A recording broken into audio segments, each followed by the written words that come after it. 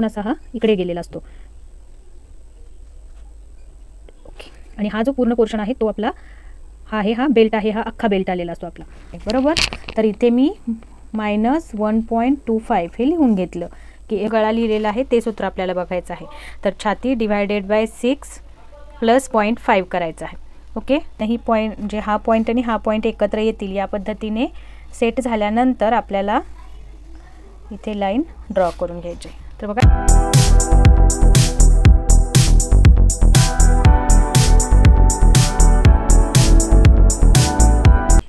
ओम साईराम मैत्रिणींनो, जयश्री फॅशन हबमध्ये मी जयश्री आपल्या सर्वांचं स्वागत करते. आणि आजच्या व्हिडिओमध्ये आपण बघणार आहोत सब्यसाची ब्लाऊजची संपूर्ण ड्राफ्टिंग.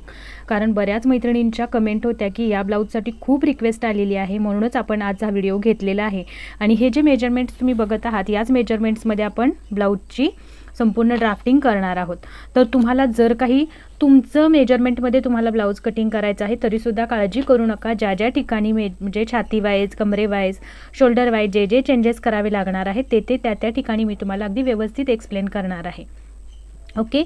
तर तुम्ही व्हिडिओ अगदी शेवटपर्यंत बघा, म्हणजे या ब्लाऊजमध्ये खूप छोटे छोटे बारकावे आहेत की जे तुम्हाला येणं खूप गरजेचं आहे. कारण ते जर तुमच्याकडून प्रॉपर मार्किंग केलं गेलं तरच तुमचा हा ब्लाऊज परफेक्ट येणार आहे. त्यामुळे व्हिडिओ अगदी शेवटपर्यंत बघा. आणि त्यातूनही जर तुम्हाला काही शंका असेलच तर कमेंट्समध्ये जरूर विचारा, त्याच्यावरती मी तुम्हाला अगदी डिटेलमध्ये एक्सप्लेन करेन.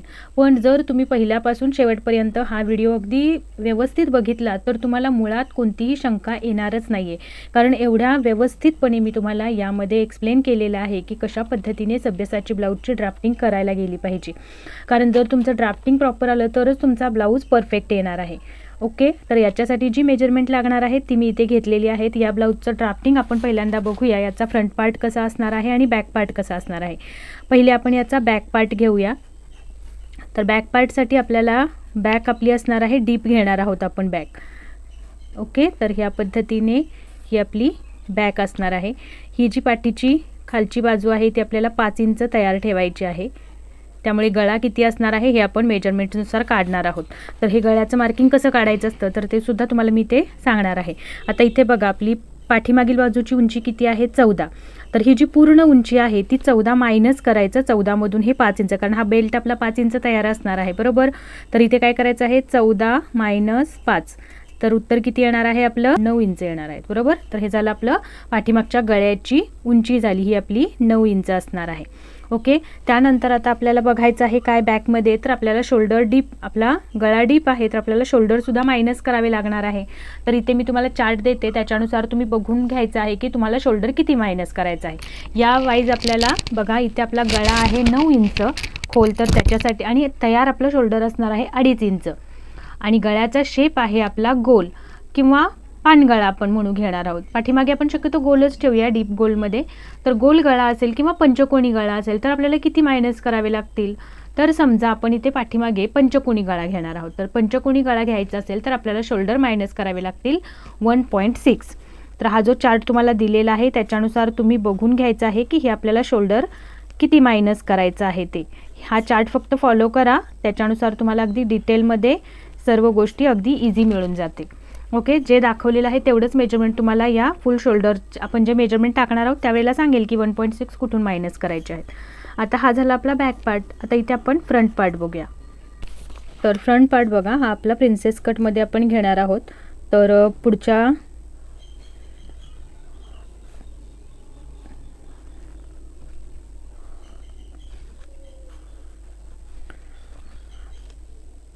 तर बघा जो गळा असणार आहे तो सब्यसाची ब्लाऊजमध्ये शक्यतो पानगळा असेल तर तो ब्लाऊज खूप छान दिसतो, आणि त्यातही तो पुढे डीप असेल तर अजूनच ब्लाऊज छान दिसतो. तर त्याच्यासाठी आपण पुढे पानगळा घेणार आहोत. त्यानंतर आपल्याला घ्यायचं आहे की आपल्या ह्याचा शेप कसा असतो, तर इथून थोडंसं या पद्धतीने, आणि हा जो शेप आहे तो आपला असा अशा पद्धतीने असतो सब्यसाची ब्लाऊजचा. ओके. तर हा पहिल्यांदा आपण शेप असा ड्रॉ करून घेऊया की आपला ब्लाऊज कसा असणार आहे. आणि हा जो आहे तो हा शेप इथून असा हा इकडे गेलेला असतो. ओके. आणि हा जो पूर्ण पोर्शन आहे तो आपला हा बेल्ट आहे, हा अख्खा बेल्ट आलेला असतो आपला. ओके. आणि या पद्धतीने याचं ब्लाऊजची मी ते ड्राफ्टिंग केलेली आहे. ओके. आणि आपल्याला हात स्लीव्ज थोडे लॉंगच असणार आहेत, त्याच्यामुळे तुम्हाला जसे लॉंग शॉर्ट्स हवे असेल त्याच्यावेळेस तुम्ही स्लीव्ज घेऊ शकता. तर ही असणार आहे आपली इमेज. या पद्धतीने आपण ड्राफ्टिंग करणार आहोत. आता इथे आपला गळा आहे पुढचा गळा खोली आहे आपली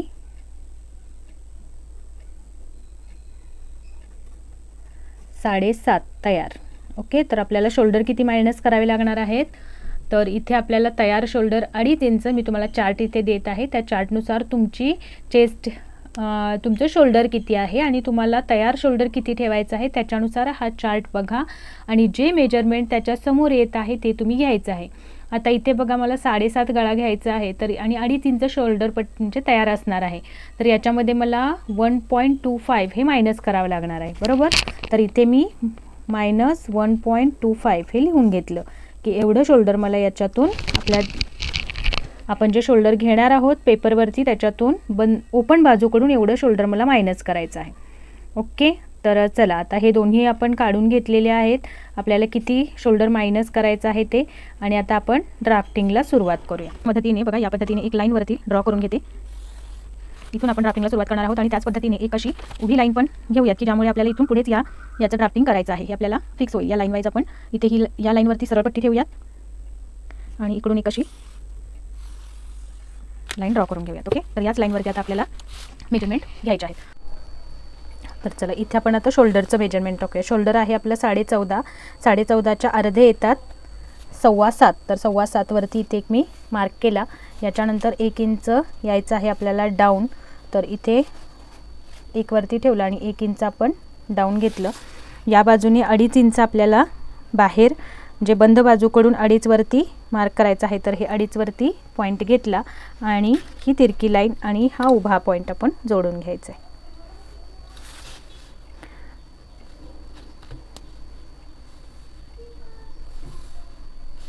ओके. यानंतर आता आपल्याला मुंडा खोलीचं मार्किंग करायचं आहे. मुंडा खोलीच्या मार्किंगसाठी आपल्याला मुंडा खोलीसाठी जेव्हा डीप नेक असेल त्यावेळेला आपल्याला हा चार्ट पाहायचा आहे. तर आपली चेस्ट येते 42 ते 41 मध्ये. 38 इंच चेस्ट आहे. तर इथे आपल्याला सूत्र डीप नेकसाठी कोणतं बघायचं आहे. इथे जे खोल गळा लिहिलेला आहे ते सूत्र आपल्याला बघायचं आहे. तर छाती डिवायडेड बाय 6 प्लस 0.5 करायचं आहे. ओके. तर हे आपण कॅल्सीवरती करूया. तर चेस्ट आहे आपली 38 भागिले 6 प्लस 0.5. तर उत्तर येणार आहे आपलं 6.8. ओके. तर हे 6.8 आपल्याला कुठे घ्यायचं आहे, जिथे आपण 1 इंच डाऊन आलेलो आहोत तिथून खाली आपल्याला हे 6.8 घ्यायचं आहे. तर इथे मी 6.8 वरती एक मार्क लावून घेते आणि ही लाईन आपल्याला हा जो पॉईंट आलेला आहे तिथे आपल्याला एक आडवी लाईन घ्यायची आहे जी असणार आहे आपली चेस्ट लाईन. तर इथे ही आहे आपली चेस्ट लाईन. ओके.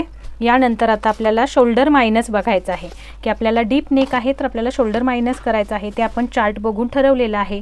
तर हा आपण पहिल्यांदा बॅक पार्ट मार्किंग करतोय. तर बॅक पार्टसाठी आपल्याला शोल्डर मायनस करायचं आहे 1.6.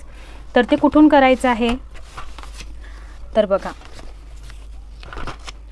हे जे इथे आपण 1 इंच खाली आलेलो आहोत तिथून आतल्या बाजूला म्हणजे बंद बाजूकडे मार्किंग टाकायचं आहे. ओपन बाजूकडून म्हणजे मुंड्याकडच्या बाजूकडून आपल्याला 1.6. तुम्ही ते याच वरच्याच लाईनवरती केलात तरी चालेल. आता इकडून हे पकडलं आपण तर इथे 1.5 इथे आलं आणि हे 1.6 आपलं आलेलं आहे इथे. ओके. तर इथेच आपल्याला आता हे आपलं पाठीमागे किती अंतर राहिलेलं आहे तर ते बघूयात आपण. तर हे राहिलेलं आहे आपलं 5.8. ओके. तर हे 5.8 आपल्याला इथे घ्यायचं आहे चेस्ट लाईनवरती. हा पॉईंट इथे मार्क केला आणि ही लाईन आपण ड्रॉ करून घेऊया. आणि आता आपल्याला मुंडा खोलीचा कर्व शेप आपण देऊन घेऊया लागलं. तर इथे आता आपल्याला छातीचं मेजरमेंट टाकताना काय करायचं आहे, चेस्ट आहे आपली 38 आणि डीप नेक आहे त्यामुळे कोणतंही लूजिंग ॲड करायचं नाही. 38 भागिले 4 जे येणार आहे 9.5. तर ते आपल्याला इथे मार्क करायचं आहे 9.5.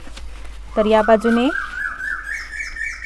9.5 वरती एक मार्क करूया आणि त्याच्या बाहेर आपल्याला 1.5 इंच शिलाई मार्जिन घ्यायचं आहे. 1.5 किंवा 2 इंच जेवढं तुम्हाला हवा आहे तेवढं तुम्ही मार्क करू शकता. मी ते 1.5 इंच घेणार आहे. ओके, तर हे मार्क केलं आपण. आता आपल्याला टोटल उंचीचं मार्किंग करायचं आहे. टोटल उंची किती आहे आपली ब्लाऊजची? फ्रंट पार्टची उंची आहे 15. तर 15 मध्येच आपल्याला 1 इंच प्लस करून मार्किंग करायचं असतं बॅक साईडला सुद्धा.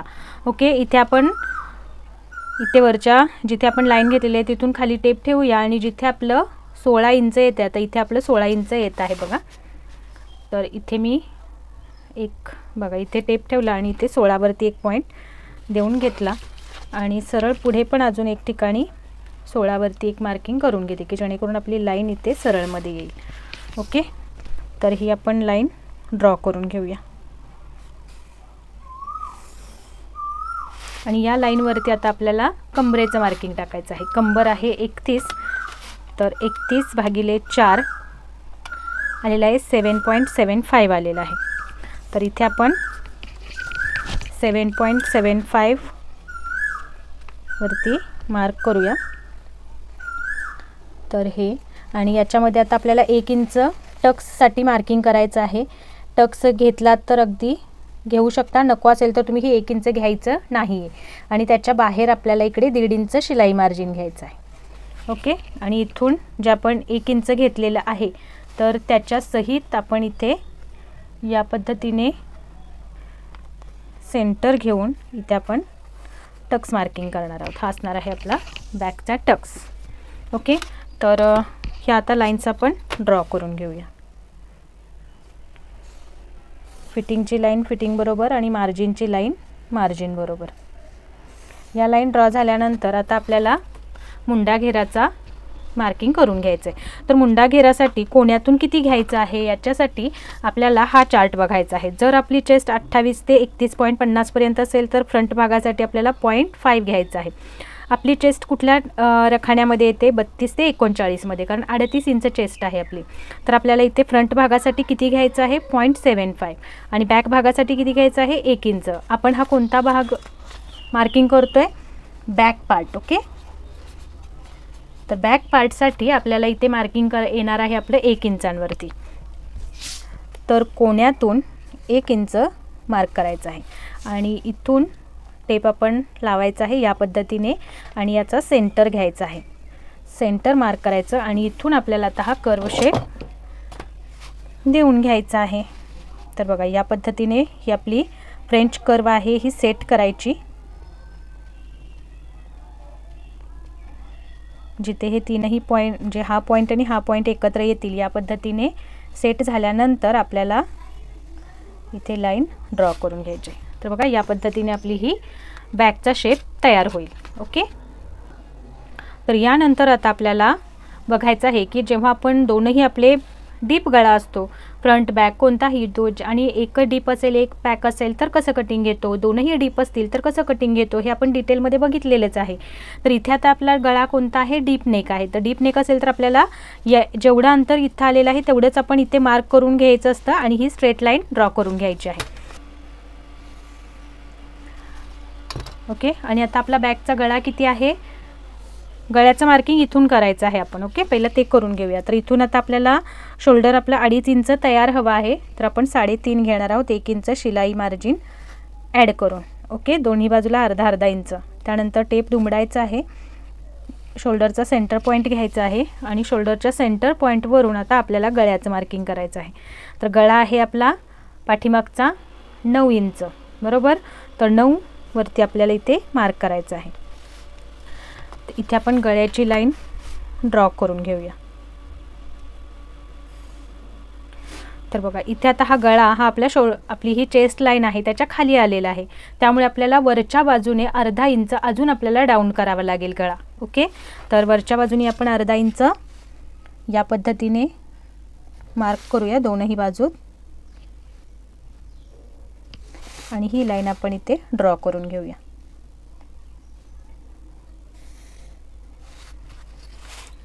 तर आता हा पोर्शन आपला मायनस होणार आहे.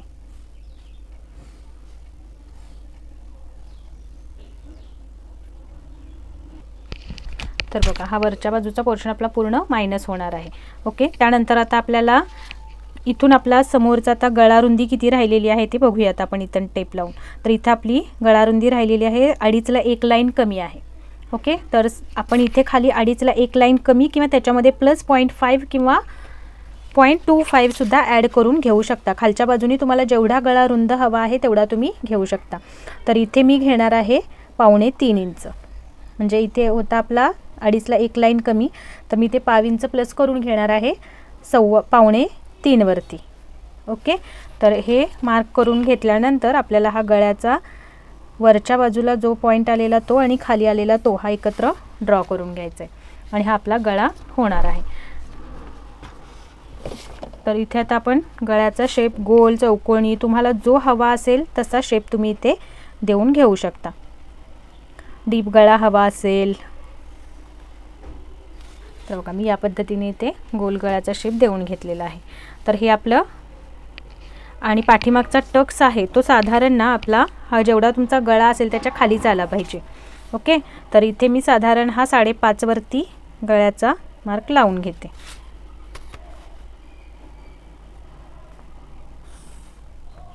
या बाजूला अर्धा इंच, या बाजूला अर्धा इंच मार्क करून घ्यायचं आणि हा होणार आहे आपला पाठीमागचा टक्स. तर अजून आपली उंची आपण केलेली नाही आहे, त्याच्यानंतर आपला हा पॉईंट फिक्स होईल. जस्ट मी तुम्हाला इथे दाखवलं की या पद्धतीने होईल, कारण उंची अजून आपली ब्लाऊजमध्ये बसवायची आहे आपल्याला. जो फ्रंट पार्ट कट केल्यानंतर आपण उंचीचं मेजरमेंट याच्याबरोबर जुळवून घेणार आहोत. टेंटेटिव्ह बघितलं तर आपल्याला टोटल उंची हवी आहे 14, तर इथे आपली 15 इंच याच लाईनवरती येत आहे. ओके, जर या लाईनपासून आपण उंचीचं मार्किंग बघितलं तर बघूयात आता आपण की फ्रंट पार्ट कटिंग केल्यानंतर आपल्याला काय ॲडजस्टमेंट करावी लागते ते. तर हा आहे आपला बॅक पार्ट. चेस्ट आहे आपली 38 आणि वेस्ट आहे 31. या मेजरमेंटने आपण हा पॅटर्न बनवत आहोत. ओके, तर चला याचा हा बॅक पार्ट आपला कंप्लीट झालेला आहे. याच्यामध्ये जर काही शंका असतील तर तुम्ही मला कमेंट करून जरूर विचारा. याचा फ्रंट पार्ट आपण पुढच्या भागामध्ये बघूया, कारण एकाच भागामध्ये जर सर्व काही एक्सप्लेन करायचं म्हटलं तर ते खूप व्हिडिओ मोठा होऊन जाईल. तर याच्यासाठी आपण याचा फ्रंट पार्ट पुढच्या भागात बघूया. आणि हा व्हिडिओ जर पहिल्यांदाच बघत असाल तर चॅनलला सबस्क्राईब जरूर करून ठेवा, कारण असेच डिटेल व्हिडिओ चॅनलवरती अपलोड होत असतात जे तुमच्याकडून मिस होऊ नयेत आणि असं डिटेल कटिंग तुम्हाला अगदी घर बसल्या परफेक्ट पद्धतीने करता यावं याच्यासाठी माझा प्रयत्न असतो. तर त्याचाही फायदा तुम्हाला होईल आणि तुम्ही सुद्धा खूप छान पद्धतीने ब्लाऊज शिवू शकाल कोणत्याही पद्धतीचं. तर चला भेटूया अशाच पुढच्या नवीन व्हिडिओमध्ये नवीन माहितीसोबत. तोपर्यंत ओम साईराम, काळजी घ्या स्वतःची.